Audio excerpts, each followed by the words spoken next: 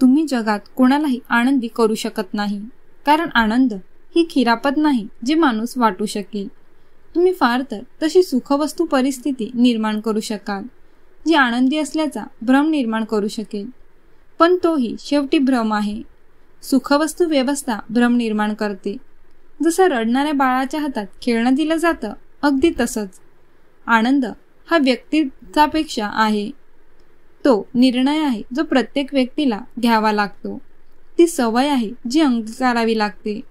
दुःखात बुडालेली व्यक्ती ही सुखवस्तू परिस्थितीत राहणाऱ्या व्यक्तीहून अधिक पवित्र मानावी, कारण त्याच्याकडे गमावण्याजोगं दुःखाशिवाय दुसरं काहीही नसतं.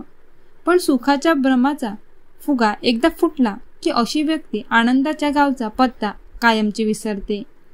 तुमच्या आनंदामागचं कारण शोधा. कारण सापडलं तर तो भ्रमच असेल, कारण आनंदी होण्यासाठी कुठलंही कारण लागत नसतं.